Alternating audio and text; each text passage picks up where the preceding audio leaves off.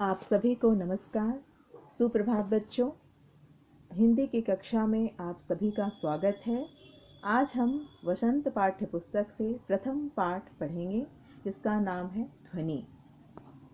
ध्वनि, जैसा आपको विदित है, ये एक कविता है जो एक महान कवि सूर्यकांत त्रिपाठी निराला के द्वारा लिखी गई है। निराला जी का पूरा नाम सूर्यकांत त्रिपाठी था। उनका जन्म बंगाल की महिषादल रियासत जिला मेदिनीपुर में माघ शुक्ल 21 फरवरी 1896 को हुआ था। वे आधुनिक काल के कवि थे। इनके पिता का नाम राम सहाय तिवारी था। इनका विवाह मनोहरा देवी से हुआ था। इनकी प्रथम रचना जूही की कली थी। इनके काव्य संग्रहों में अनामिका, परिमल, गीतिका प्रमुख है। इनके उपन्यासों में अप्सरा, अलका, प्रभावती प्रमुख है। इनकी मृत्यु 15 अक्टूबर 1961 को हुई थी। अब हम कविता का वाचन शुरू करेंगे। अभी न होगा मेरा अंत, अभी अभी ही तो आया है मेरे वन में मृदुल वसंत। अभी न होगा मेरा अंत, हरे हरे ये बात, डालियां कलियां कोमल गात, मैं ही अपना स्वप्न मृदुल कर फेरूंगा निद्रित कलियों पर। जगा एक प्रत्यूष मनोहर, पुष्प पुष्प से तंद्रालस, लालसा खींच लूंगा मैं अपने नवजीवन का अमृत, सहर्ष सींच दूंगा मैं। द्वार दिखा दूंगा फिर उनको, है मेरे वे जहां अनंत, अभी न होगा मेरा अंत। सूर्यकांत त्रिपाठी, निराला। तो इस कविता का वाचन हमने कर लिया और अब इस कविता में निहित भाव को हम लोग जानेंगे कि इस कविता के माध्यम से, इन पंक्तियों के माध्यम से कवि क्या संदेश देना चाहते हैं, उनके जीवन का क्या उद्देश्य है। पहली पंक्ति है, अभी न होगा मेरा अंत, अभी अभी ही तो आया है मेरे वन में मृदुल वसंत, अभी न होगा मेरा अंत। तो पहली पंक्ति आप कविता की देख सकते हैं जिसमें कवि की सकारात्मकता तथा उनकी आशावादिता पूर्ण रूप से प्रकट हो रही है। वो इन पंक्तियों में कवि आशावादिता और सकारात्मकता से परिपूर्ण है। वह जीवन के झंझावतों से, कष्टों से, परेशानियों से बिल्कुल भी व्यथित नहीं है। वे परेशान नहीं हैं, बल्कि वे उनसे डटकर मुकाबला करना चाहते हैं, उनका सामना करना चाहते हैं।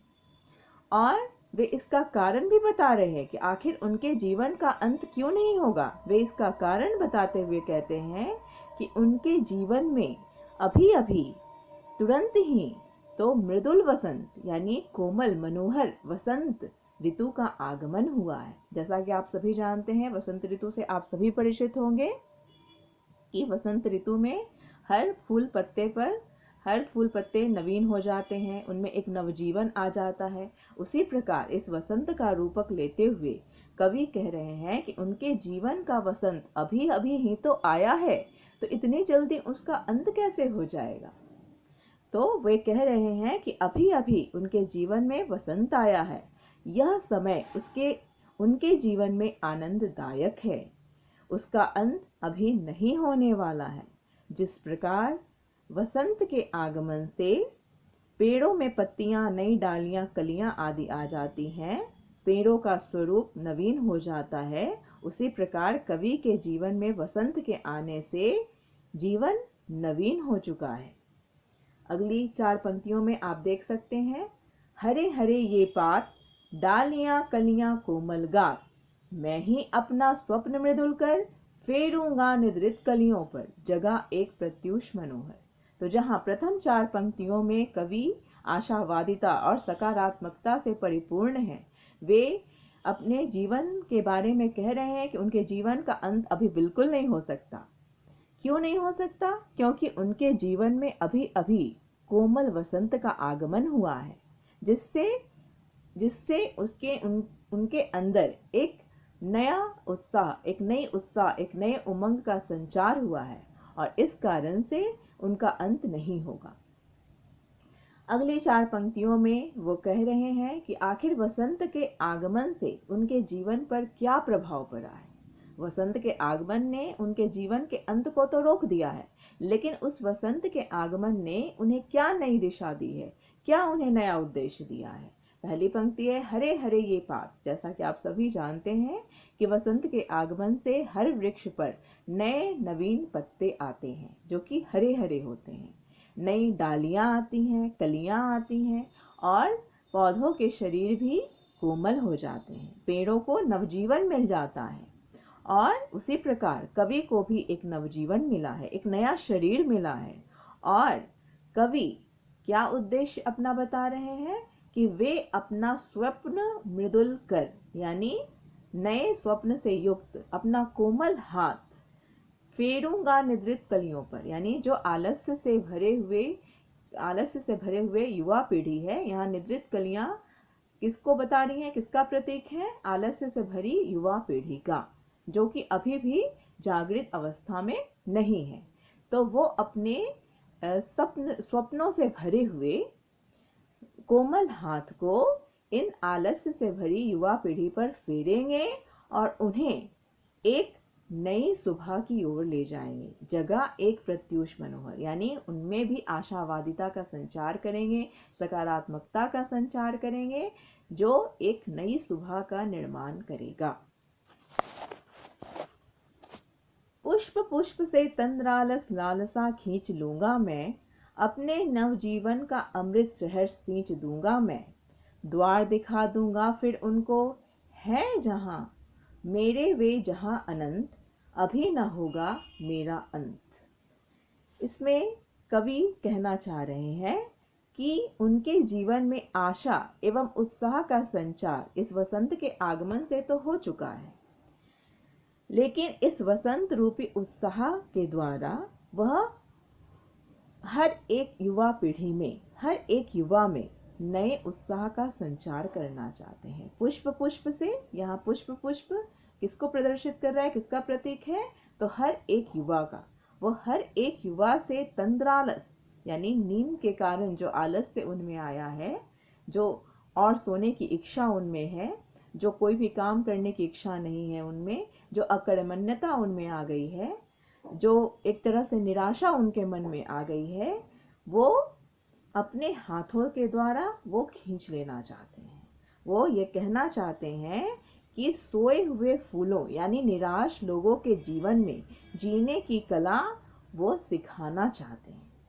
यहाँ इन 2 पंक्तियों में कवि ये कहना चाहते हैं कि हर एक युवा से, हर एक निराश व्यक्ति के मन से वो निराशा की दुख भरी बातें खींच लेना चाहते हैं और अपने नवजीवन के द्वारा, जो नवजीवन उनमें आया है, जो उत्साह और उमंग उनमें है, उसके अमृत को वो उनको प्रदान करना चाहते हैं। अर्थात हर एक युवा में, हर एक व्यक्ति में वो नए उत्साह, नए उमंग और जीने की इच्छा का संचार करना चाहते हैं। अंत में वो कहते हैं कि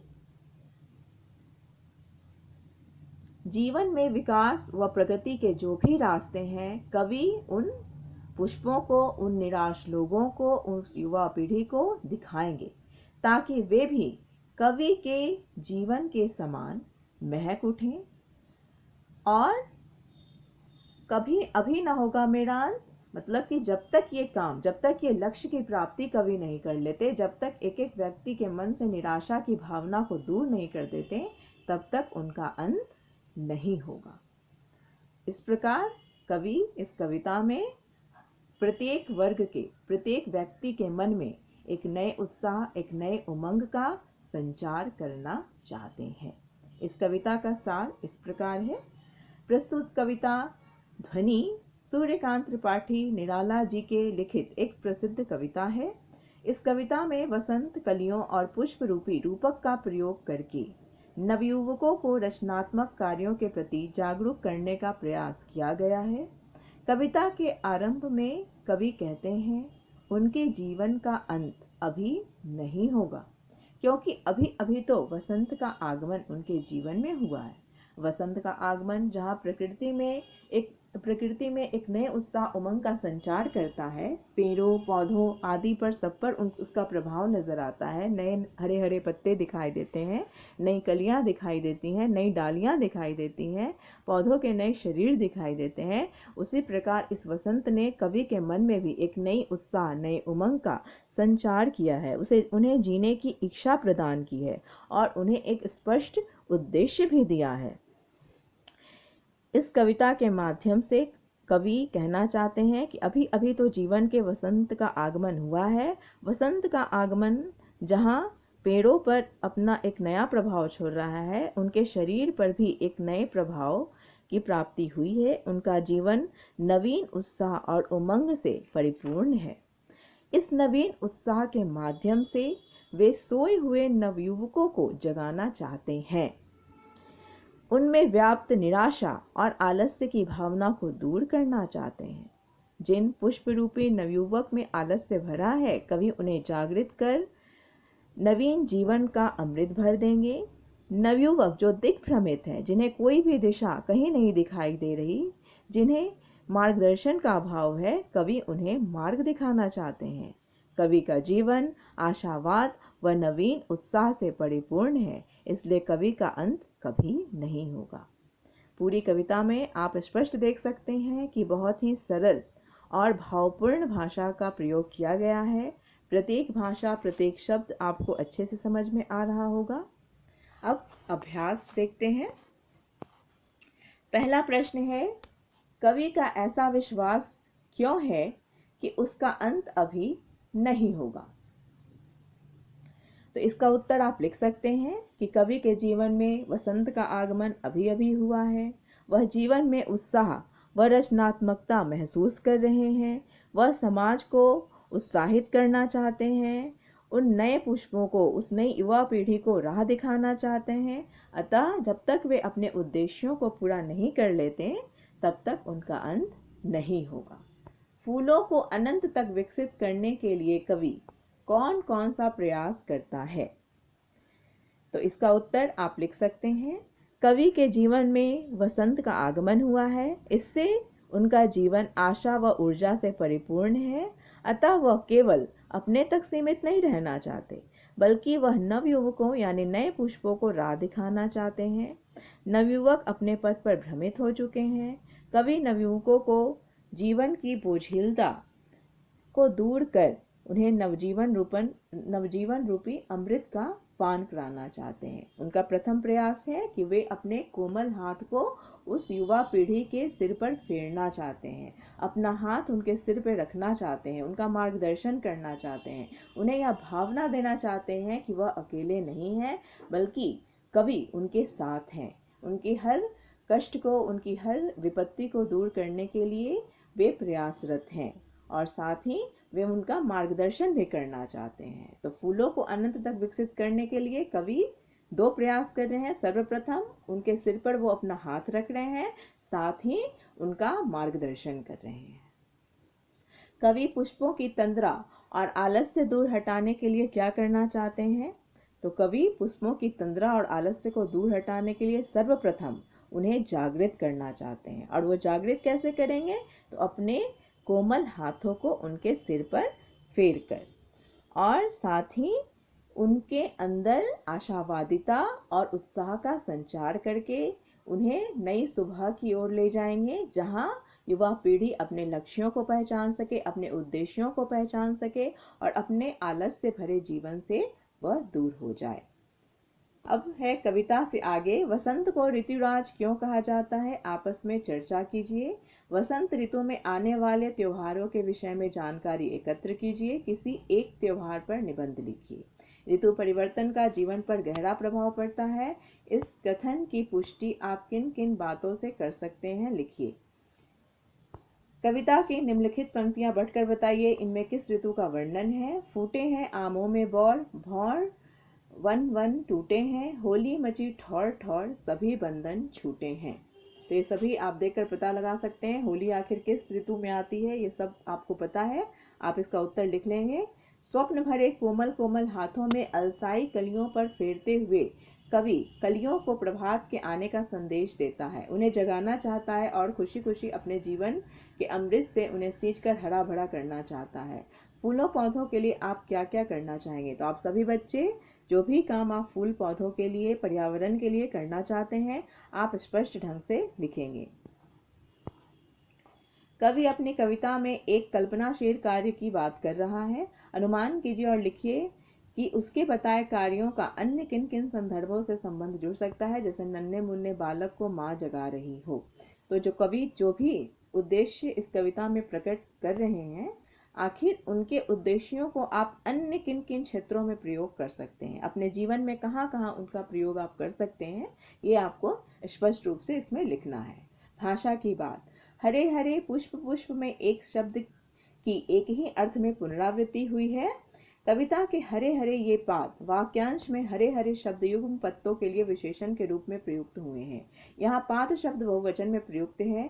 ऐसा प्रयोग भी होता है जब कर्ता या विशेष्य एक वचन में हो और कर्म या क्रिया या विशेषण बहुवचन में, जैसे वह लंबी चौड़ी बातें करने लगा। यहाँ पे वह आप देख रहे हैं कि एक वचन है कर्ता, लेकिन बात बहुत सारी हो रही है तो ये बहुवचन है, क्रिया बहुवचन हो रही है। कविता में एक ही शब्द का एक से अधिक अर्थों में भी प्रयोग किया जाता है। तो यहाँ पे आपको यमक अलंकार के रूप में बताया जा रहा है। यमक अलंकार देखिए इसमें कैसे बताया गया है कि यमक अलंकार क्या है। 3 बेर खाती ते वे 3 बेर खाती है।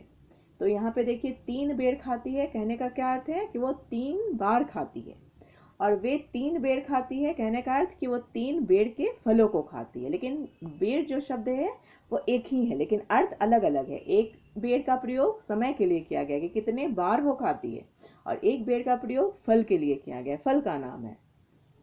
जो 3 बार खाती थी वह 3 बेर खाने लगी है। एक शब्द बेर का 2 अर्थों में प्रयोग करने से वाक्य में चमत्कार आ गया है, इसे यमक अलंकार कहा जाता है।